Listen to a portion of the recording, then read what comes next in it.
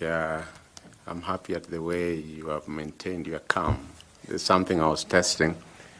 My second one, again, let me give you a practical example. In Kenya and many African countries, incumbents never lose elections.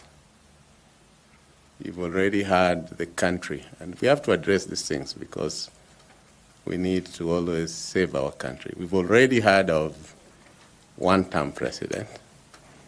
What has been the response from his side? We are the county that knows how to produce presidents for 24 years. So you can already see where the country is getting to politically.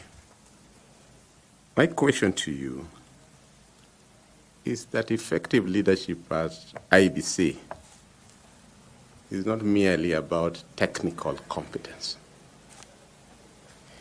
Effective leadership at IBC needs selfless service based solely on public interest. The question, triple E, because you are Erastus, Edecon. In your previous positions, in your professional life, is there an instance that you are faced with a situation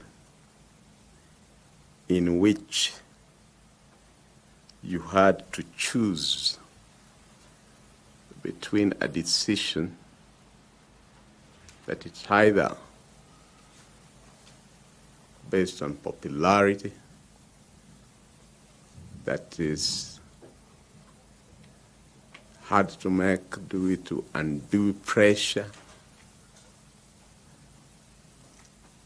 or that you had, despite all the circumstances surrounding you, stand by the Constitution and the law. If it exists, which one was it? And which approach did you use to arrive at the outcome? Thank you, Professor, for that question. I think throughout my professional career, I have tried as much as possible to, I would rather frame it this way. I've been largely lucky not to have been put in those uncomfortable situations where you choose between breaking the law or upholding your own selfish personal interest. Because I worked with the Commission, again, the standards there, the ethical integrity standards were very, very high. United Nations is a highly regulated entity where you are required to declare any other personal interests, and the systems and structures as systems of accountability and decision making. But when I ventured to back home to give back to my people in Turkana, when I saw an opportunity, but also the challenges they were going through in terms of grappling with legal issues, I went to serve as the first county attorney for Turkana, and I supported them to set up the office of the county attorney, where I served for 6 years. It is in that environment of public service that sometimes you are faced with some of these uncomfortable situations and scenarios where you have to choose either fidelity to the law, or you bend the law, or you break the law for the benefit of certain things.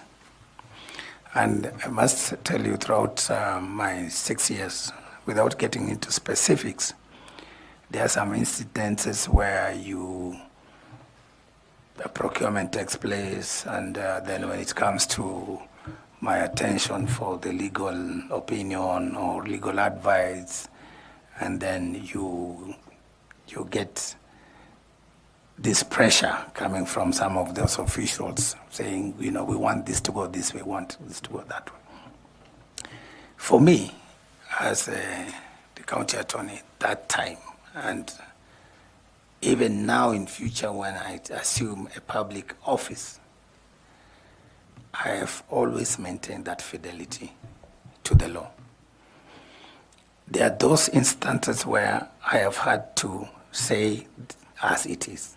And the way I managed to circumvent that, or to beat that kind of group, was to do my advisory in writing and to say, this is against the law, take it or leave it.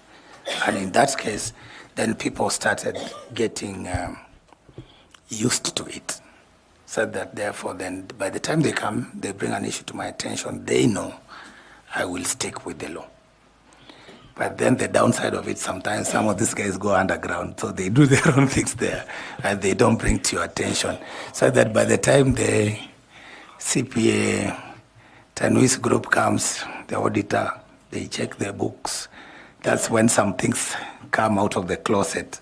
Then you realize, but what happened? This should have been brought to my attention.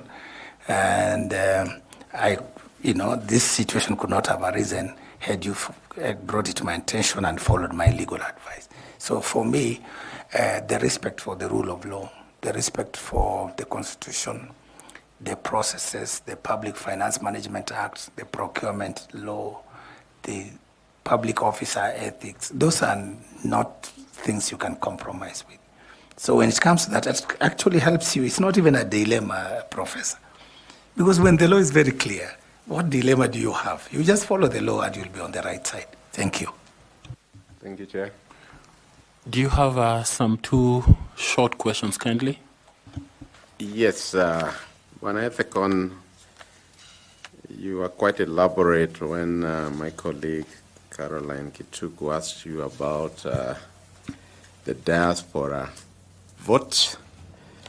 Could you name 3 countries in Africa and any 2 outside of Africa where diaspora voting took place in their last general elections? Thank you, Prof. For this progressive realization of the Article 38 rights, I think, as I mentioned earlier, the Commission has done some work, and we have 12 countries. And within Africa, South Africa, where I've just returned from, I think I got that information from where the Consular General there was voting, diaspora voting in South Africa. Tanzania, our neighbor here. I think Rwanda. Surprisingly, if I may add, I hope you are not limiting me to the 3. Even our Southern Sudan, with all the challenges they are going through in terms of the conflict situation. Outside our continent, we have Canada, United States, and we have not left the European continent behind either. Germany is one of those countries where our diaspora brothers and sisters participated in the vote. Thank you. Thank you very much. You did say that you come from the north, you come from a marginalized community. Can you tell us one of the solutions that the 2010 Constitution came up with, and whether, at least economically, and how it has been implemented so far? Thank you, Prof. Just to give you a bit of a background, when we were growing up,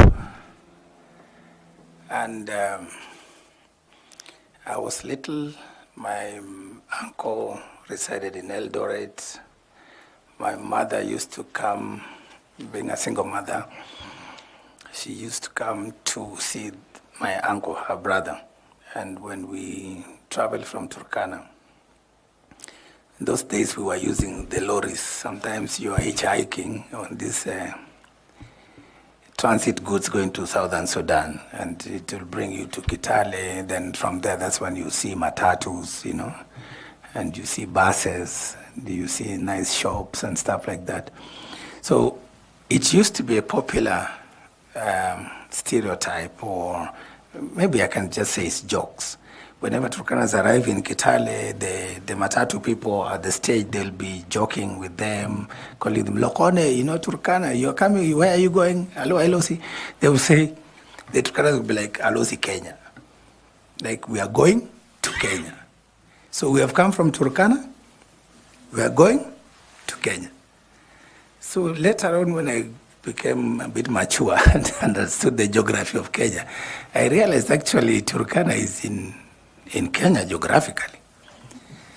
But even then, having confirmed that we are there geographically, but when you look at the conditions in Turkana, the poverty, schools, from class 1 to 4, I was learning under acacia tree. This is not a joke. And the beauty part of it is when the wind blows and the weather changes, then you have an opportunity to run home because, when you're young, you don't like school that much. But see, we grew up under those difficult circumstances. And so the Catholic Church was actually our kind of de facto government because it's the one that was providing us with basic services, education, health, relief food.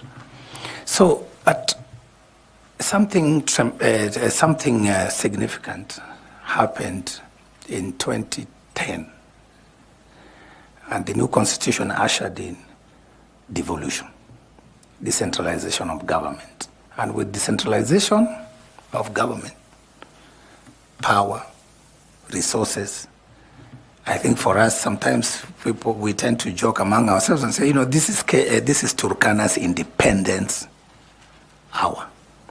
This is our independence time. This is the time now we're beginning to see what freedom is. Freedom from, the basic needs. Freedom from hunger.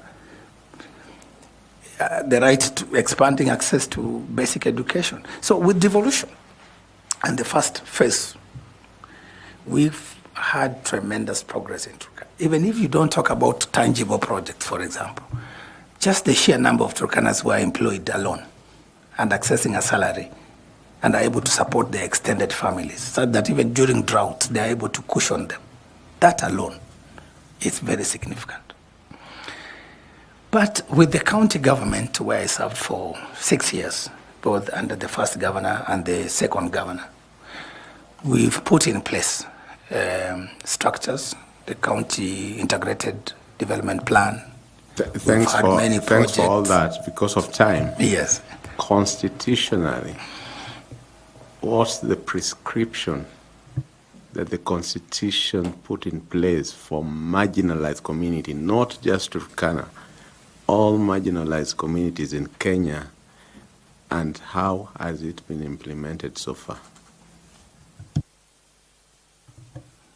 Of course, in terms of, I was just giving a specific example for how devolution, of course, that decentralization of the government and resources has made improvements in those marginalized areas. And for me, I think that's the most actually significant.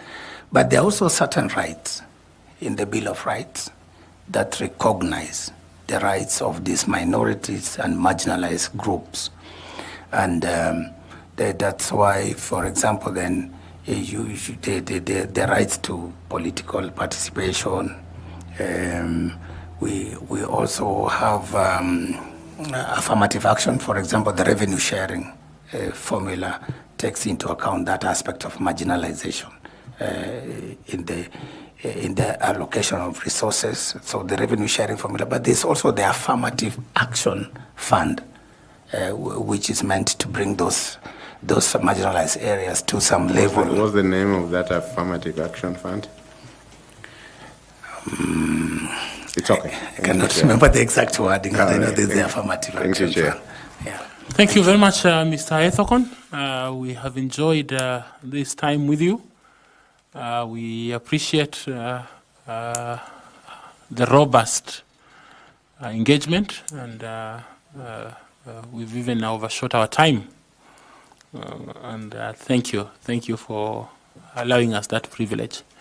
We asked for memoranda to be given to us about you.